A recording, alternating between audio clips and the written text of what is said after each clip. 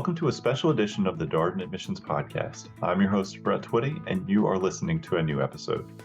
So this episode is our first ever podcast episode all about Darden's part-time MBA format.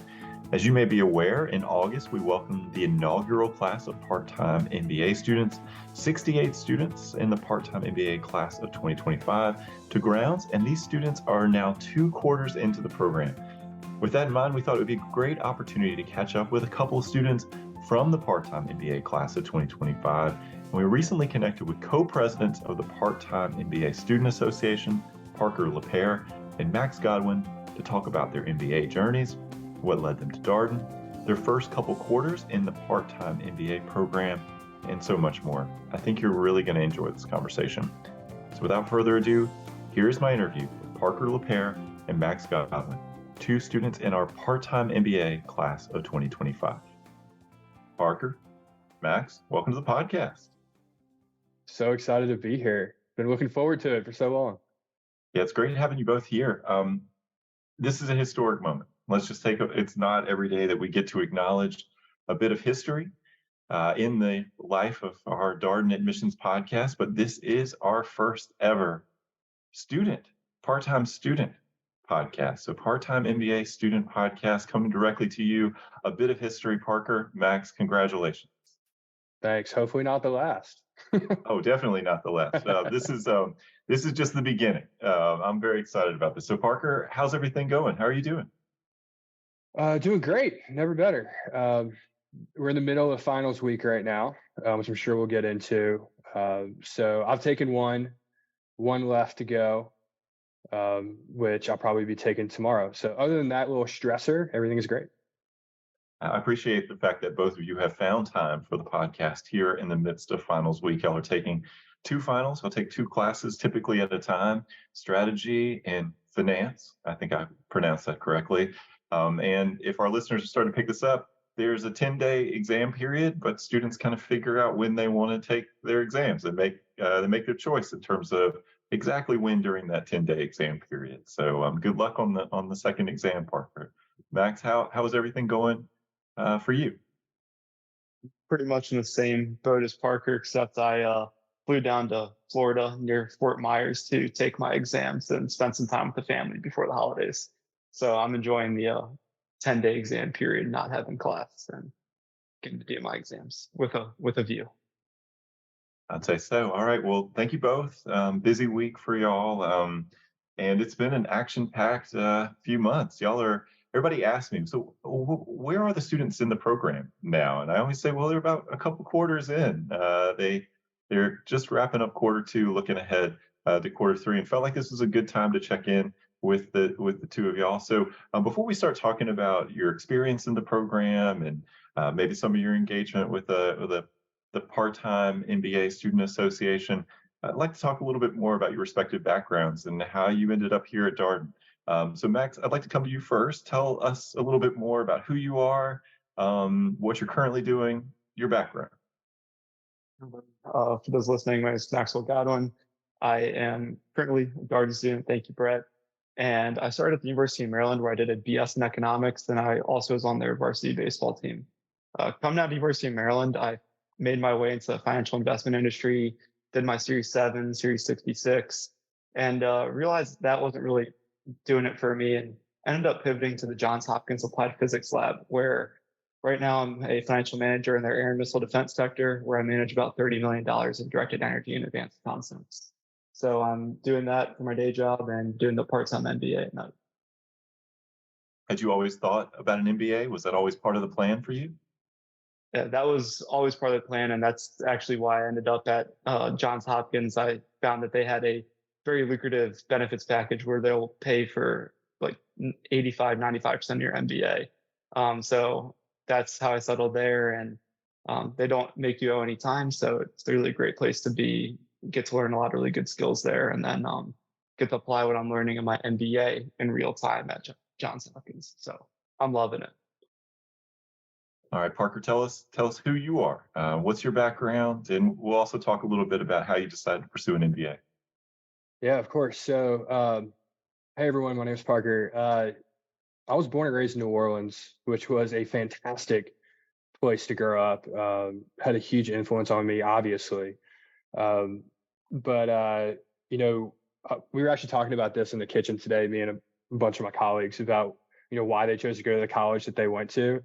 And everyone applied to like 15 different schools, and I applied to one school, which was LSU. And the entire basis of that decision was because I'm an LSU football fan.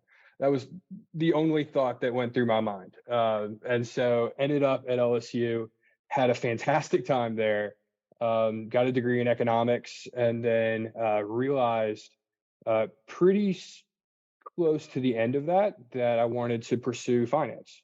Um, Growing up in New Orleans, it's mainly oil and gas, hospitality, not a lot of finance. So I didn't really know what the financial industry was until really towards the end of my time in undergrad. And so I decided to go right back and get a master's degree in finance after that, and learned a lot. Ended up starting my career with JP Morgan in the private bank, where we worked with some incredible families and family offices, just really inspiring um, families that had really built something from the ground up in a lot of cases and sold their business. And so as time went on, I realized that I kind of wanted to be more around the big transaction in someone's life. And so I pivoted to investment banking and M&A in particular, at a company called Legacy Capital down in New Orleans. And while there, I also met my fiance, um, Brooke, who was studying law school at Tulane at the time. And so when she graduated, she's from Maryland, like Max. And so uh, she got a job up here with a law firm, funny enough, doing M&A law. And so that brought me up to DC, which is where I am now, working for Clearsight Advisors, which is kind of a tech focused, tech and I'd say professional services focused sell side M&A shop out in Tyson's. Is an MBA something you had always thought about? Always, um, always, and in fact, it always soft circled Darden as the one that I wanted to go to for a number of reasons. But um, it just kind of passed me by in my career. I'm probably on the older side for our class, so I'm about to turn 32. And by the time I was up here, I had kind of figured that it was you know, that time had just kind of slipped by to do one until I realized that Darden, my preferred school, was offering a part-time program, which is kind of like had to do a double take and make sure I was seeing things right. So it was kind of like everything fell into place perfectly for me. So yeah, I had always wanted to do one and very happy that I ended up here. And for our listeners, learning a little bit more about the part-time program through this conversation, the first cohort of students, the part-time MBA class of 2025, matriculated 68 students back in August of 2022. And the work experience profile for those students really kind of 2 to around 13 years on the sort of upper end. The average year's work experience right around 5.5. What we tell folks and sort of thinking about the part-time MBA students is that from age and career stage, they look a lot like our full-time MBA students down in Charlottesville in the residential program. So thank you, Parker. Max, did you always know that you wanted to do a part-time program? Was that something you always knew that you wanted to work while pursuing your degree? That's something that I really wrestled with for a while. And I always knew I wanted to do an MBA, like I said. And when I found out that UVA was going to have the opportunity to do a part-time program, very much like Parker, I was like, oh, I need to jump on this. And as I was evaluating whether to do it or not, I had a lot of conversations with mentors who said to me, part-time, full-time, you get the internship with full-time MBA, but part-time, you get to apply everything in your real workplace. So for me, when I was working at Johns Hopkins, I said, wow, this really looks like it's the perfect fit to make it happen. And that's kind of how I ended up doing the part-time program. Just made the most sense. Parker, you had mentioned that Darden had been a school that had been on your radar, you were really interested in. I'm thinking about the conversation that we had on the student panel webinar that we did not so long ago. And I think it's maybe an Instagram ad that it hit your radar that Darden was here in the DC area with a part-time program. But what really resonated with you about Darden?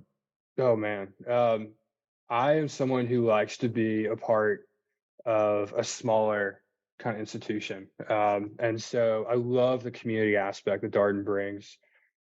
which, people talk about a lot, but until you're really a part of it, you don't understand how strong these bonds really are, and not just with the class that you're in, but across the entire Darden ecosystem, I guess I'll call it.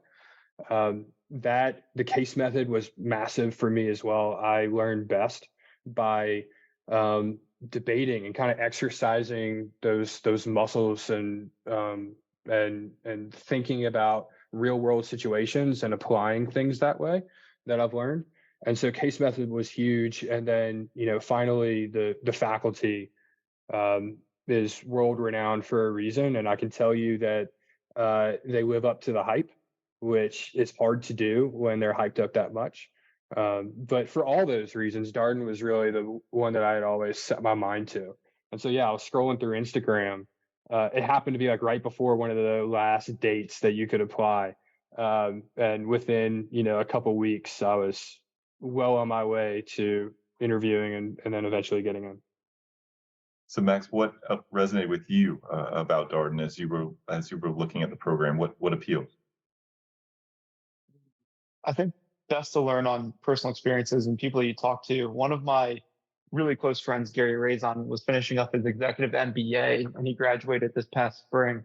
The one thing that really hit me that he said was they're in a class is I think crisis in action or something like that. And one of the cases that they had was a CEO was in the United States and their office in Afghanistan was raided by the Taliban. And they were unpacking this case and trying to figure out what to do if you're a leader in that situation. And when Gary was telling me about that in the conversation they had in class, I was like, wow, this sounds incredible. Like, I want to learn what happened. I want to learn how these people react in those situations. And that's really the beauty of the case method is it's not just a PowerPoint lecture just giving you slides all day. It's really learning from your peers. And I know like in our class, all of us have learned a lot from Parker with his experience at M&A and Chase. So it's been really great to see the different ways people approach problems. That was something that kind of hit me in the face, and I was like, I really want to be in this environment. So that's how that happened. Parker, how do you describe your class and classmates to people who ask you about the program? What do you say when they say, "Tell me about the people you go to school with"? Way smarter than me is usually how I started off. um, yeah, but also just very, very good people. Anyone in our class can attest to how quickly we came together. Um, and for the listeners out there, there's something called R1 or Residency One. It's at the very forefront of our program, and it's by design. It's for us all to be in Charlottesville for a week. It's not just us; it's the executive MBA program, the residential MBA program as well. But in um, during R1, there were a couple of moments where people opened up and really shared, intimate details of their lives and trusted everyone in class to, treat those with the seriousness and with the empathy that it deserved. And everyone stepped up. Like everyone truly appreciated the level of authenticity that occurred, and in return gave it right back. And so our class as a result is super, super tight. So, that aspect combined with the fact that the discussions are incredibly fascinating because of we literally have someone in our class that was working on the limits of like human potential and the genome level with the Navy SEALs, like incredibly smart uh, people in our class. So, um, very lucky to be a part of it. Max, how do you describe your class and classmates to people who ask about the part-time program? Parker, I feel like everybody is also a lot smarter than I am. I'm super thankful, and that's exactly where I go to R1. Just how authentic everybody is, and I think it's all credit to you, Brett, and the people that you've helped bring into this program. I feel like there's so much curation that goes into it. You've really put together such a great group of people, and it enables all of us to kind of thrive in that environment and be honest with each other, and even have some disagreements in class where some people might not see eye to eye, but at the end of the day, like we're all friends and it all works out. So Yeah, I love everybody. I think I've probably had conversations with 99% of the people in our class, and I haven't met a single person that I've gotten a bad vibe from. So I think all credit on that goes to you. Well, I'll give the credit to our admissions committee. And I also think, I mean, the way that we work on the class, we start having virtual meetups and a chance for students to meet each other as they go through the process once they've been admitted, start looking around who else is in the room. And I think there's this kind of self-selection thing that happens too, right? You meet the people and say, gosh, I want to learn with these people. I'd like to be in this class. These seem like interesting people. And what we stressed with folks, and I think I've heard this both from you in this conversation and elsewhere, that we don't want this to be a transactional experience for students. We don't want this to be like, oh, I just came here to get an MBA. Like for it to be something deeper than that, something more meaningful, something that has community to it and relationships and all of these things that matter a lot here at Darden. And so I think it's kind of a natural place to talk a little bit about the organization, student organization you're both involved with, the Part-Time MBA Student Association, the PSA. Parker, did I get that right? You did. Yeah. Recently rebranded. All right. Well, tell us a little bit more about what the PSA is and what you do. Sure. So the PSA is a group of us, it's 10 of us out of our class that have gotten together and volunteered really to be leaders and to try and set up the infrastructure to make sure that our class in this program is successful long term in a number of different areas.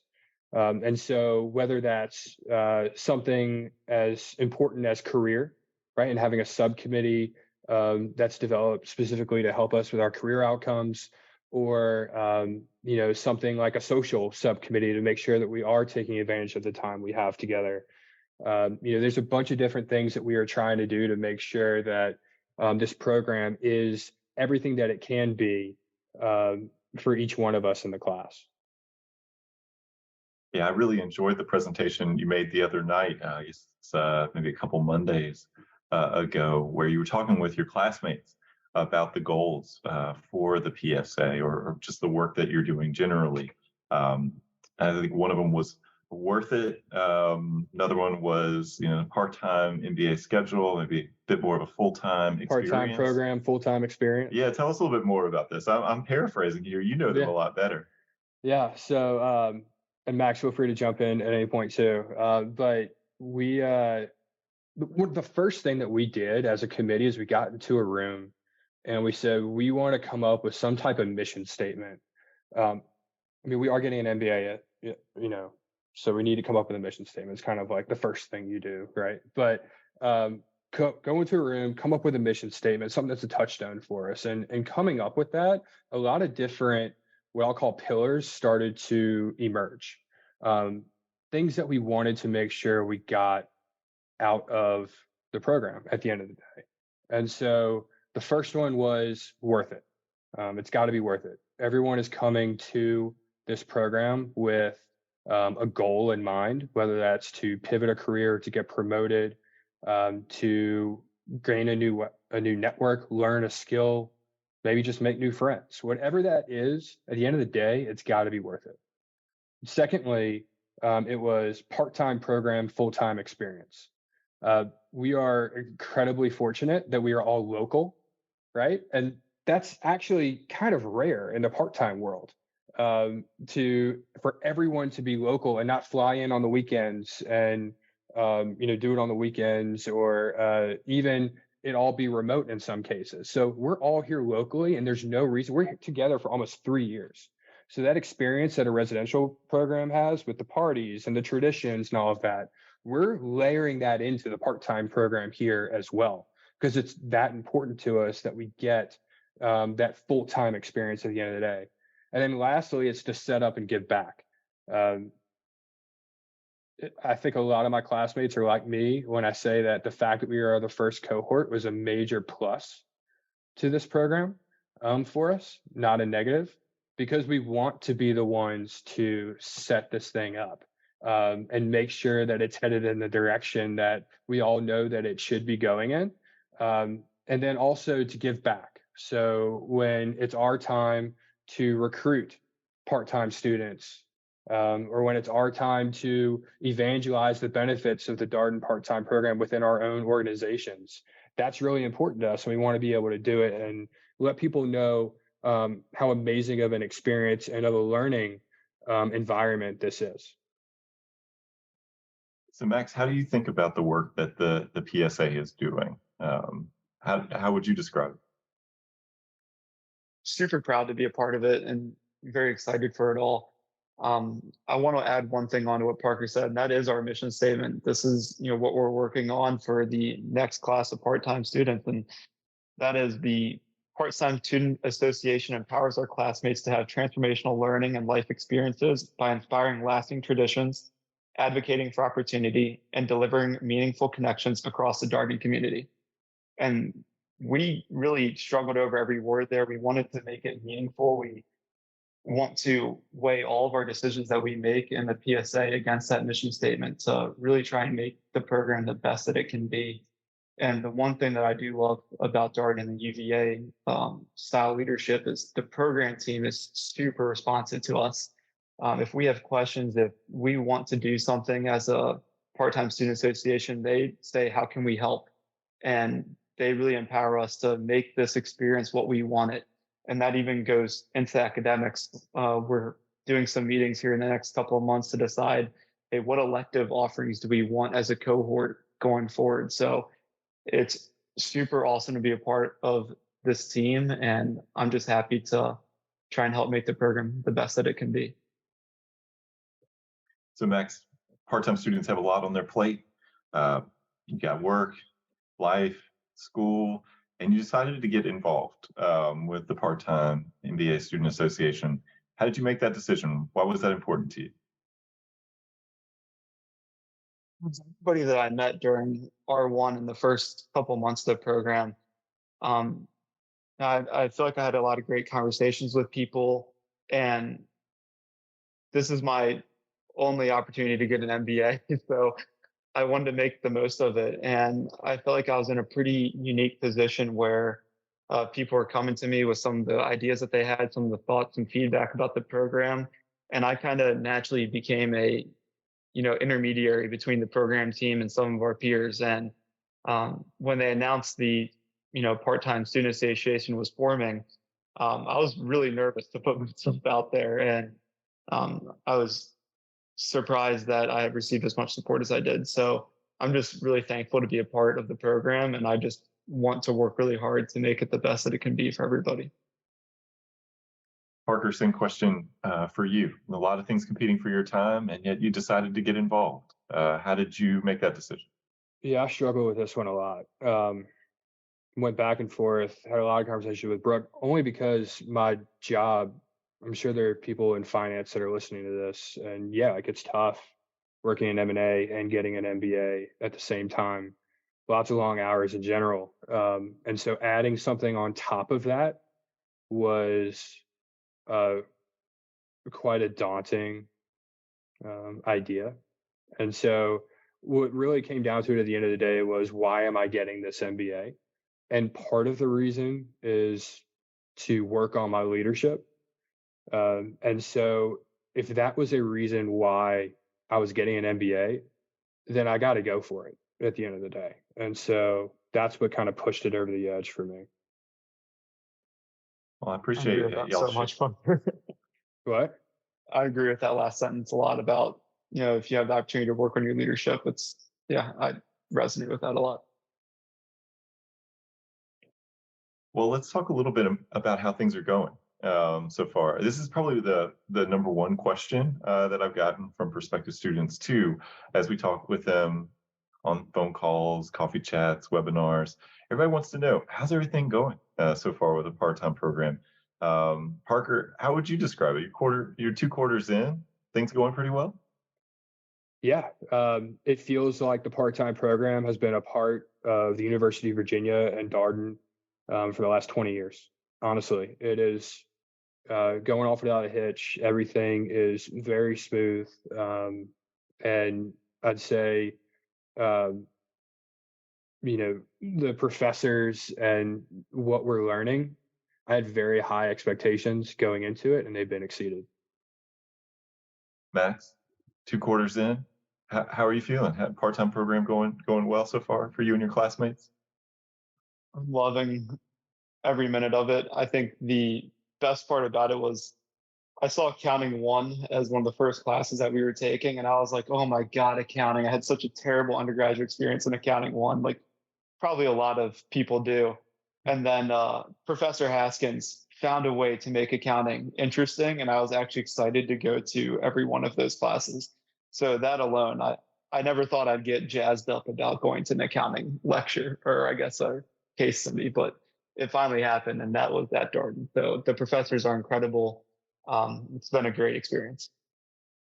Yeah, quarter 1, accounting and leading organizations. We talked about quarter 2, where you are now, strategy and finance. Quarter 3, looking ahead, what are your 2 classes? Doozies. We got accounting 2, and we have decision analysis. So it's like doubling up on the quant courses, which I was kind of enjoying having one quant and one not so quanty one. And y'all were like, okay, that's enough of that. Time to get serious in Q3, all quant. Buckle up. Sounds like a great quarter. Y'all, it's gonna Can't go wait, great. Brett. It's gonna go great. Well, what's been the biggest adjustment, Max, for you? As you kind of eased in, gotten used to, I don't know what the right word is here, like work, life, and school all commingled here. What's been the biggest adjustment for you? I've had a few conversations with people about this, and it really all goes back to time management. Anybody that has worked a job and tried to do school at the same time, it's a different beast. It kind of reminds me a lot of my undergraduate days playing baseball and doing school at the same time. There's a lot to manage, a lot to balance, and you really get into a flow after a couple of weeks. You find what works for you, and you really need to, make some sacrifices. You might not have, Monday, Tuesday, Wednesday, just to sit on the couch and watch Netflix at night. You might need to prep cases, and what you're getting into when you're doing a part-time program. So I don't think it's been too bad, but I think I definitely miss having time to cook some evenings. I think I have a really big passion for cooking, so just probably that, and then really just making sure that I regiment my time a lot more carefully, especially with some of the extracurricular activities I've taken on. So to be a bit more intentional in how you're using your time, having to make some tough choices, perhaps regarding activities. Parker, what's been the adjustment like for you here, part-time student navigating work, life, and school all at the same time? It's similar. I think maybe you have mentioned this in prior podcasts, Brett, but there's usually 3 competing priorities, right? You have your work, you have your school, and you have your life, and you can't do all 3 at once. And anyone who's tried to do all 3 at once, you may get away with it for a little bit, not long, but you can't give 100% to either, and so you need to choose. And there have been times where I've had to say, hey, like, I haven't spent enough time at home with my fiance, and so I need to not study as much for this case as I normally would, and go cook dinner with her. Or hey, this work assignment is really important, and I know I need to study for this. Brooke, I'm sorry, I'm not coming home until 1 a.m. type of thing. And so that's just kind of the reality of the situation, and you know what you're signing up for. So the adjustment period is certainly there, but I'd say now I'm good. I kind of have a good system down. So, what is your system? I'm always fascinated to hear this because, like, we talked with exec students about actually how they build out their calendar and sort of think about this. What's worked for you in terms of your system? How do you manage your time? Are you okay to go there here in Yeah, this of course. podcast? My learning team is amazing. I cannot give them enough credit. But we have specific time on Sundays. We have an hour on Sundays and an hour on Wednesday nights. And that's really my time. And I kind of dedicate 2 hours before that on Sunday and 2 hours before that meeting on Wednesday whether that's at lunch or whatever it is, or before the workday on Wednesdays to get prepared for those. And that's kind of my main studying time and case prep time. Other than that, I kind of oscillate between work responsibilities and being home. So it I've kind of tried to make sure that my school life is as planned out as possible when it comes to the prep side of it, because that's what's kind of the thing that can throw you off is the prep. The class time you're in there, what time you're going to be there. You can, but the prep time you don't really know. And so that has been key to me kind of getting things under control. Yeah, it makes sense with your classes being on Monday and Thursday Yeah. nights, 6 to 9:30, that you'd have those meetings that prep lined up around, well, Sunday and Wednesday. Max, do you want to share a little bit more about, have you hit on a schedule yet? You mentioned being a little bit more regimented, or have you tried some things that you found have worked well for you? No, I definitely have. And just quickly, I'll touch on a couple of things. And no matter where you are, I think this could be helpful. I really try and regiment my time when things are really busy at work and school into almost like 1 to 3 hour blocks. And, if I'm at work and I have a proposal going on, I'll say, okay, hey, I have these 2 hours to work on this proposal. Then I'll switch emails for a half hour. And then while I have all of that going on, I also have a list with my to-do list, and I'm trying to all the time prioritize the to-do list and try and just chip away at it. I think that's been the biggest thing to help me. So, when you have meetings thrown in, you have to shift some of those competing time blocks away. But it's something that I've found that really works for me, and that's the routine that I've gotten in. So, I'm planning everything down from almost like Parker, like, once a week I have a meeting with my fiance to work on wedding planning for an hour or two. So that's kind Yeah. of what that looks like for us. Yeah. We're both planning weddings on top of this as well right now. So you got to make sure that that's in the calendar too, right? It's, you plan for it. And I appreciate that last point, Max, because what we hear from students, and I will say a lot of what you shared here resonates with me, because in a prior life, I worked a lot with law students on time management skills and thinking about, so law school is tough in that there's a lot of work to do, but you're not really graded on it till the end. So you have to be preparing consistently. Throughout the semester and creating that feedback loop for yourself. And so it can be real tricky. You can feel like you have a lot of downtime until you don't. And so how do you stay engaged? How do you keep it manageable? And a lot of the sort of first principles is put in your non-negotiables, like the things that you absolutely know you have to do, you can't miss. And, that's going to be class commitments, a really important personal commitment, for example, planning your wedding, putting some time aside, and sort of build around those things so you can start to see where you have maybe some open space in your schedule. And then really getting honest with yourself about how much time you need to do something. There's this idea in time management that a task will conform to the amount of time you give it. So if you say, I've got 4 hours for reading, a lot of times what people find out is they can't conceive of doing the reading in less than 4 hours. But when you start putting a little bit more limits on it, and you say, well, maybe let's try to see where I can get in an hour or two, all of a sudden you have to work a little bit more efficiently because you got to move on to the next thing, to Max's point. So I appreciate so much of what you share. And Parker, something else you'd like to add? Yeah. I just say, I think you brought up a good point, but we also, like, you can't do this alone. No one in this situation can do it alone. I certainly could not do it without my fiance. I mean, she is like everything when it comes to this. So understanding when it comes to my time commitments, and then couldn't do it without my learning team or the people in our class either. So it definitely takes a village to do something like this. But I can promise anyone who's listening that the people in your class are going to be there for you to help you through this. Oftentimes, I think a lot of people will read a case and you come away from it and you're saying, I have no idea where to even start. And you get to your learning team and someone has a background in it for some random reason and they can explain it to you. Or someone in class has the same thing, and explains it to you in class. So um, everyone is there to help make sure that you understand things at the end of the day, and you should never feel overwhelmed that you aren't getting a concept immediately and it might be taking too long. Max, any additional thoughts? I think he hit it right on the head. It really is a great community and everybody helps each other. That's what I love about it.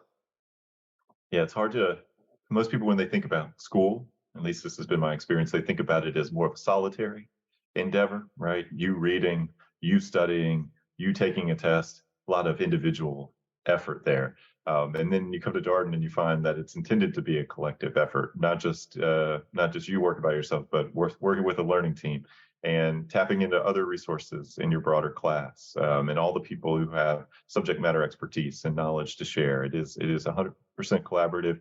And it's a bit of a leap for people to realize, oh wait, I can't do all this by myself, and I'm going to have to ask for help. That's a growth opportunity for people to ask for and accept help, because it may be sometimes for folks a new thing, particularly in school or in their lives. They haven't had to do too much of that, but you'll have an opportunity to practice in the program. That's for sure. So, Max, do you have a favorite memory from the program thus far? Something that stands out to you? My favorite memory is actually really recent. Last weekend, I was fortunate to be part of the venture capital boot camp that the Batten Institute in Darden puts together. And there were about, I want to say, 30 people that attended from all programs, the full-time executive MBA and part-time program. And they brought in a bunch of speakers that work in the venture capital space. And there was also a competition where a startup pitched their Series A funding round to the MBA students just to get some practice for them. And also, I think, a little bit of FaceTime with the Darden or University of Virginia Seed Fund as well. So it was an incredible experience to be with all of the Darden students, the one Darden that you hear so much about, and kind of learn from some other people. A great group there. What else can I say? It was just such an awesome experience. I think the one thing that stood out the most was one of the speakers, Sean, came in from San Francisco, flew all the way into DC on a Thursday just to talk to us for 2 hours. He was a Darden alum, Darden grad, and then flew back to San Francisco on Friday after talking to that VC boot camp for 2 hours. So that's the kind of class of people that you have with Darden, and it was super memorable. Parker, a favorite memory of yours? This is kind of corny, but probably R1. I mean, R1 was kind of a special time. I think when we all look back on it, it really set the stage for where we are now and where we're going. Made a lot of good friends really quickly. We accept corny answers. I don't think that's corny, by the way. I think for a lot of people, I mentioned this on the student panel, I'll mention it here. We got a lot of questions. A week in Charlottesville, is that necessary? We really have to go down there? And then just to see how quickly your class came together, how much that happened because you were all kind of in a new place together as a group. I mean, some folks have been to UVA, certainly, but Darden, and kind of getting outside of your everyday environment and being down there together, living, learning in the same area. I think it's a huge part of the sort of beginning to cement these relationships and form these relationships. So I was so excited to see that y'all were also excited about the experience you were having in that first week. Parker, when you think about the impact of the program, I know it's early days. Anything stand out to you about who you were before you did the program to where you are now, just wrapping up quarter two? I mean, from a leadership standpoint, I think I'm kind of in early innings of that. And so I think that's been helpful being part of the PSA in terms of, working on that skill set. But I mean, it's been nothing but growth in terms of, I mean, even concepts like I have a master's in finance and I just took a finance course and I learned things in it. So like you're going to learn things regardless, even if you already know the subject matter. And so the growth that comes from even just class time is noticeable. How about for you, Max? Anything that you would point to as the impact of the part-time program thus far? I think I've matured a lot in the past 5 months. Just meeting a lot of really great people has, I feel like, rubbed off on me in a good way. Just hang out with a lot of people that are all highly motivated, that are all trying to figure out their lives and what careers they're going to go into. It really helps kind of push you, and it's awesome to be in an environment with like-minded individuals.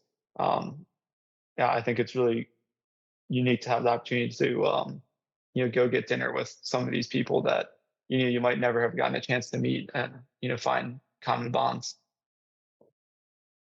Well, Max, what are you looking forward to in the months ahead? We talked about Q3, yes, accounting, two, decision analysis. That's in your future, but what else are you all excited about? What are you looking forward to? Personally, I'm most excited for some of the opportunities with the Batten Institute, which is the innovation entrepreneurship arm of Darden, and they have a lot of really great opportunities to get involved, work on some startup ideas, different opportunities for funding, and just kind of fanning that entrepreneurial flame. That's something that I would love to explore while at the University of Virginia. So if there's one thing that I'm looking forward to, it's to continue to learn from that community and try and work on finding an idea. All right, and I think Jason Brewster of the Batten Institute came up and spoke with your classmates a few weeks ago. I remember seeing him around Sands Family Grounds on an evening. Yeah, I've had a few conversations with Jason now. He's talked to some of the part-timers now. He was the one that recommended that we all try and sign up for that VC boot camp, and we had a group of 5 part-time students that attended. Yeah, so they've been really awesome in the resources that they have, and it's really cool that everything that the full-time executive MBA program students have access to, the part-time students do as well. And just to go a little bit deeper, when we were at that VC boot camp and I got to interact with the executive MBA students, the full-time students, I was talking to some of the full-time people about their curriculum and what they're studying, and the part-time classes and our curriculum is so similar to what they're doing in their structure. So it really goes back to that part-time schedule but full-time experience we were talking about earlier, which I thought was awesome. Yeah, I appreciate your sharing that. We've actually gotten a lot of questions about access to the Batten Institute and support for entrepreneurship from prospective part-time students, which you never know what people are going to ask about. But I appreciate your touching on that. And I knew the VC boot camp was coming up, so it's already passed me by. But that's always a great event up here in the DC area. That's been one that's been on the calendar for the past few years, and we've always had professional degree students in attendance, executive MBA, and obviously great to hear about a contingent of part-time students this year. Parker, what are you looking forward to? I'm excited to see what traditions we start, we either keep up or develop in the next quarter or two. Is when I think they're really going to start to form. So like we already have one called Finals Fridays where we all have a party. So basically you have class Monday and Thursday, and then that Friday is when the exam period starts, and you have until the next Sunday to complete your finals. And so that Friday, the day after your last class, we all throw a party. So the first one was at a karaoke bar. I can't remember it. Max, help me out here. Roll. Walk in and roll. Chinatown. How could I forget? Yeah, exactly. And then the last one that we had was a Christmas party because it's December. So we had a Christmas party. We rented it out. We rented out a restaurant, I think American Prime and Tyson's, and had our class Christmas party for it, and had a great time. And so seeing what other traditions, like we're going to have a race day coming up. We're all going to Charlottesville. We have a ski trip that's in the works. So excited to see what kind of grabs hold and forms for the classes that come after us. Yeah, one of the things that's intriguing to me about the part-time program, so y'all will be together as a section for roughly a year and a half, like 18 months, nine quarters. In our executive MBA program, students, as they go through the core curriculum, they're in sections, but we shuffle the sections essentially every semester because we want to give students an opportunity to meet other students in that same class. But because y'all will be together as a section, for folks who've been listening to the Experience Darden podcast, you know that the full-time MBA sections down in Charlottesville, they have mascots and cheers and colors and all this kind of stuff. You're right about this tradition point because y'all will be together for 18 months. There's an opportunity for some of this development. Yeah, and I think for anyone out there who's oscillating between a full-time or a part-time, right? The part-time experience is at least at Darden just as fulfilling, has the potential to be just as fulfilling and kind of all-encompassing as the residential program, because we're all local and we're all together for even longer than we are in the residential program or the executive program. And so the opportunity to form these strong bonds and and the network that you want, and to have the social life that comes with being in an MBA program, that's all there with a part-time program at Darden. Um, which I think is just a great selling point for us. All right, we ask always the same last question here. So, what's a piece of advice, Max, that you would share with our prospective student listeners? We might have some. I have a hunch that we have some folks who are considering the part-time MBA listening to this program. What would you share with them? Piece of advice. Say to really know your story and to trust yourself and your application, feel confident in it, and um, it will all work out in the end. And just try and keep going over that elevator pitch, who you are, why you want to go to Darden as much as you can. And I feel like everything will work itself out for you. I appreciate that point around narrative. It's certainly something that we really stress when folks are beginning to approach the application process. We always remind folks that this is a storytelling exercise. It's not just filling out an application like a job application. It's help the admissions committee get to know who you are personally, academically, professionally. So storytelling is something that should absolutely be top of mind. Parker, word of advice here for our listeners. Yeah, I would say jump. It's it's a fantastic experience. I think the best part-time program in the country, bar none, in my opinion. And it's one that you won't regret. Well, I want to thank you both. I know it's a busy week. You got finals, everything going on.